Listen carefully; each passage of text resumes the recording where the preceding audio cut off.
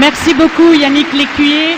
Et j'en profite pour vous signaler, pour répondre à l'appel de Muriel Haïm tout à l'heure, et bien que des représentants de l'association Un cœur pour la paix seront également à votre disposition tout à l'heure pendant les délibérations près de la librairie. Alors, nous allons entrer dans le vif du sujet de nos plaidoiries de l'après-midi avec Chloé donc Grandon d'Amnesty International qui m'a rejoint. Et pour décor, pour cette première plaidoirie, un pays dont on parle finalement assez peu dans les médias, c'est vrai qu'il ne laisse guère non plus l'opportunité aux médias de s'exprimer, c'est l'Érythrée. L'Érythrée qui est d'ailleurs au dernier rang des pays ouverts, si j'ose dire, à la communication, à l'information et à la liberté de la presse. Et j'en profite pour saluer également dans cette salle, parce que je sais qu'ils ont accompagné celle qui va plaider, qui d'ailleurs plaide en faveur et milite en faveur de leur association Radio ERENA, puisque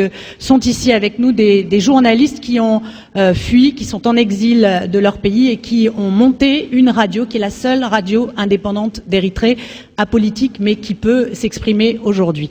Donc voilà, et je voudrais que Chloé nous en dise plus sur ce pays d'Afrique qui notamment a enfermé des journalistes, dont Dawit Isaak, donc qui est lui emprisonné pour avoir trop parlé.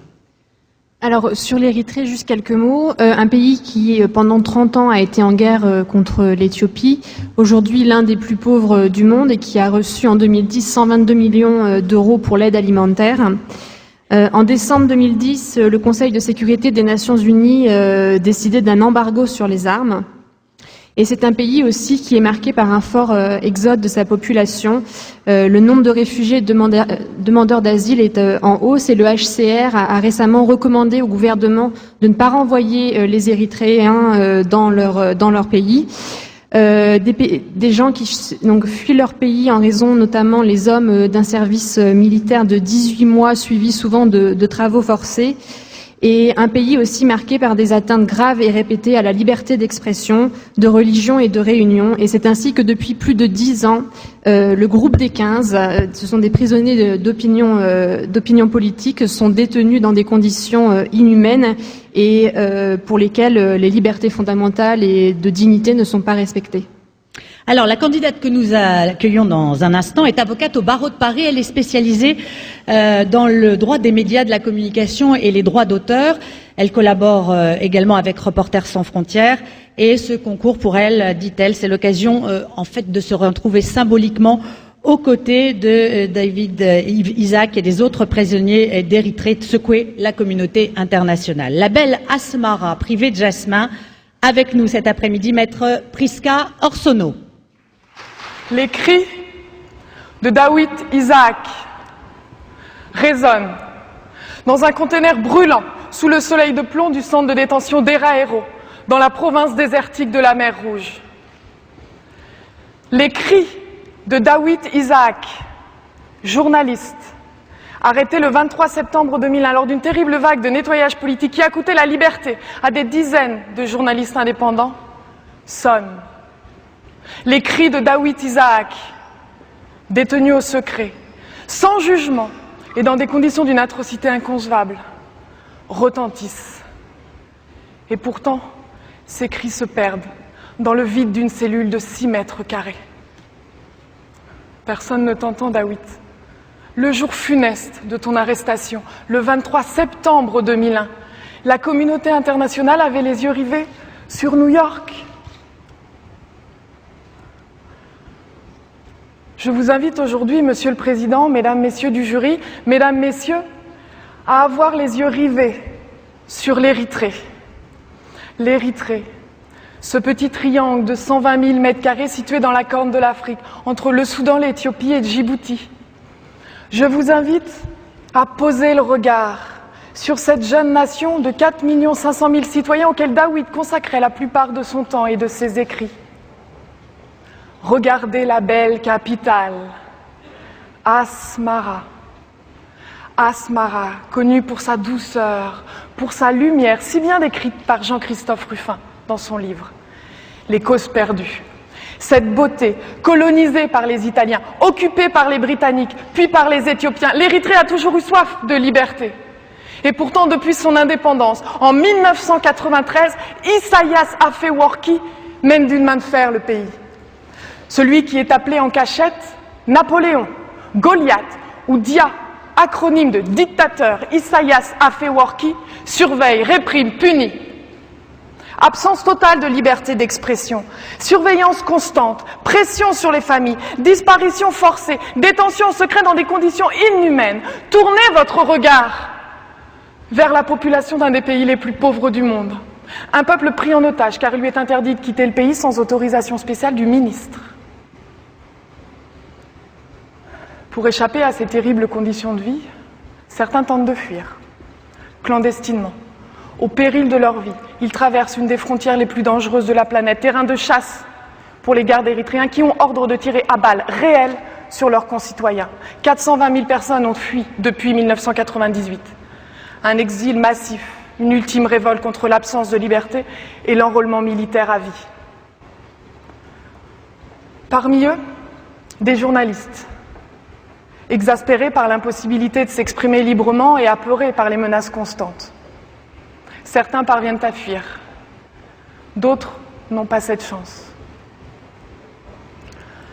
Le reporter Eyop Kessete a été arrêté à l'été 2010, alors qu'il tentait pour la seconde fois de quitter sa patrie. Son confrère, Paolo Skidane, est mort en 2007 en tentant de franchir la frontière avec le Soudan. Et plus récemment, en avril 2011, Lydia Mengesteab, qui travaillait pour la radio publique d'Imsti Afage et la télévision Eri TV, est morte, avec de nombreux autres exilés en tentant de traverser la Méditerranée. Certains, comme Dawit Isaak, n'ont même pas eu le temps de prendre la fuite. J'ose à peine aujourd'hui devant vous décrire ces conditions de détention. Elles sont insoutenables. Un ancien garde rapporte que les détenus sont maintenus sous la lumière électrique et l'isolement d'une cellule de 6 mètres carrés toute la journée.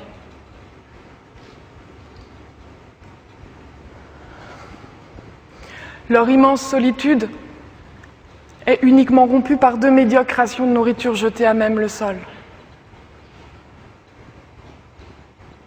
Seule sortie, la conduite dans une salle d'interrogatoire où là de hauts responsables du parti au pouvoir, le parti, le PFDJ, le Front populaire pour la démocratie et la justice les humilient. Les prisonniers sont torturés et frappés à coups de fouet.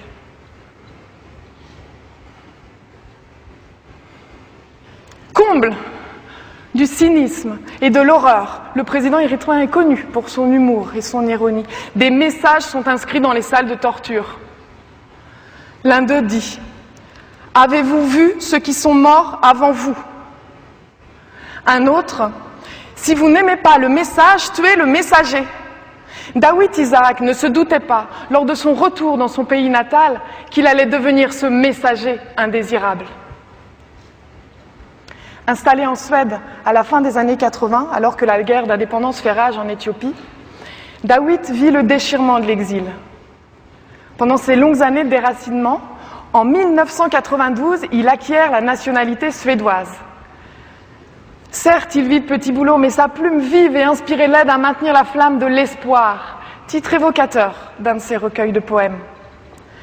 Il écrit des pièces de théâtre, de la poésie, des articles. L'imagination est sa principale arme de défense. L'écrivain fonde un foyer et, comme tout père de famille, il imagine l'avenir de ses 2 enfants.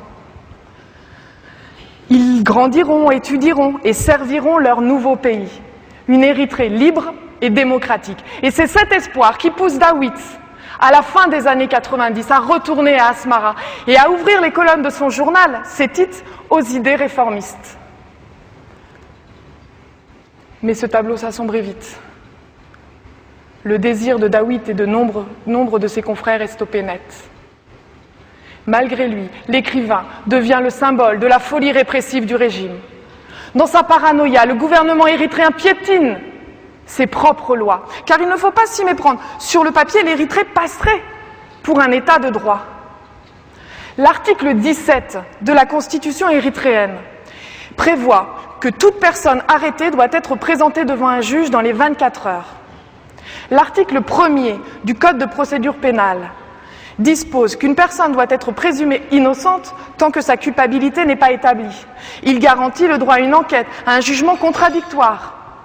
Les articles 61 et 62 de ce même code assurent le droit pour la personne détenue d'être en contact avec sa famille, de recevoir du courrier, d'avoir accès à des journaux, à des livres, d'être défendu par un avocat.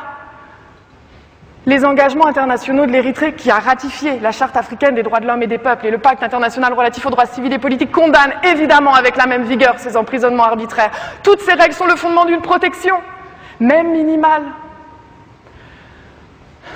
Mais les portes des tribunaux sont closes. Les avocats érythréens et les familles des détenus n'iront pas tenter de les entrouvrir. Mes confrères tremblent dans leur bureau, réduits au silence violemment. Aucun d'entre eux n'a pu brandir l'article 17 de la Constitution érythréenne prévoyant ce droit fondamental historique, le recours à l'habeas corpus pour demander la comparution des prisonniers devant un juge.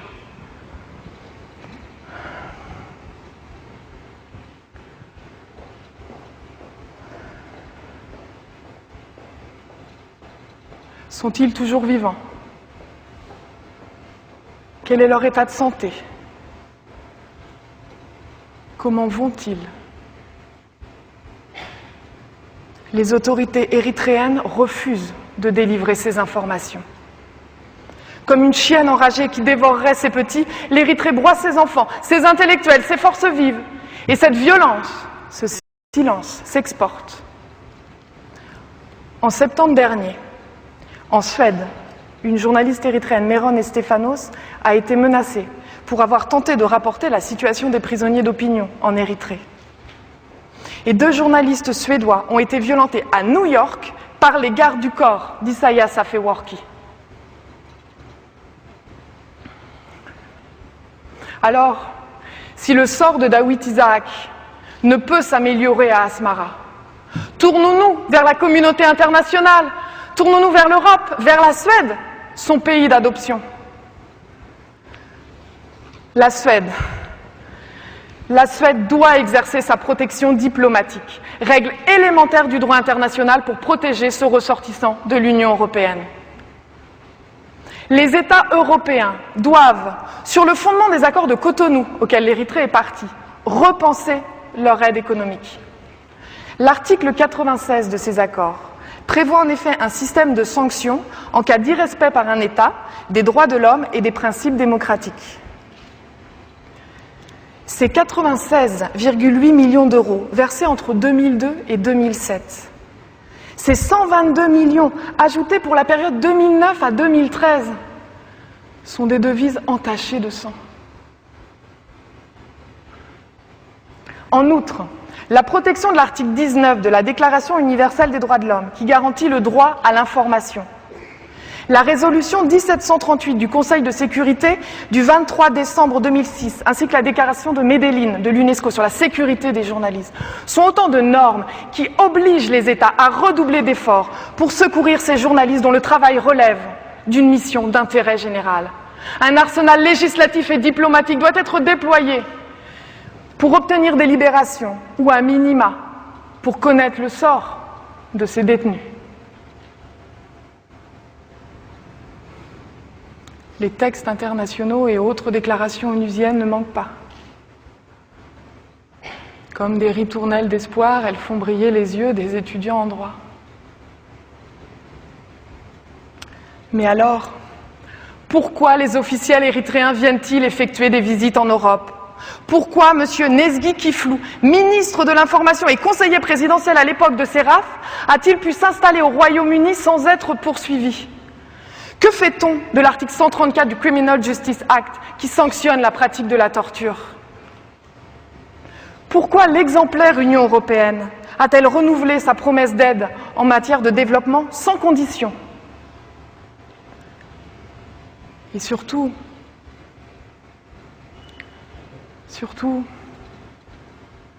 pourquoi ce silence, ce désintérêt, cette méconnaissance de la situation érythréenne?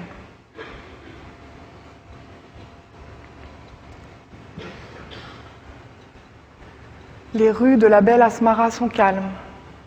Ni soulèvement, ni révolution. La population érythréenne souffre en silence alors que son leader ne fait l'objet d'aucune réprobation sur la scène internationale.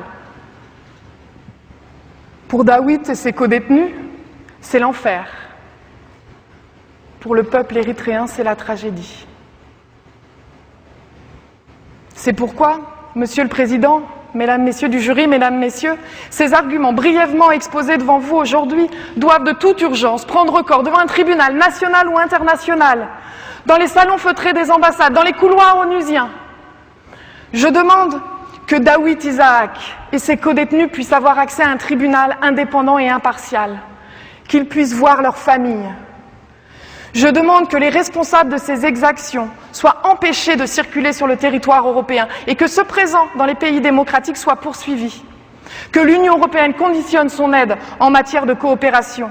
Que les médias relaient cette tragédie dans un pays qui ne connaîtra certainement pas l'élan d'un printemps arabe. Et qu'aujourd'hui, chacun, en rentrant chez lui, regarde sur une carte ce petit triangle placé à l'est de l'Afrique et pense à Daawit, à ses codétenus et à leurs familles. Ne pas les oublier. Je vous remercie.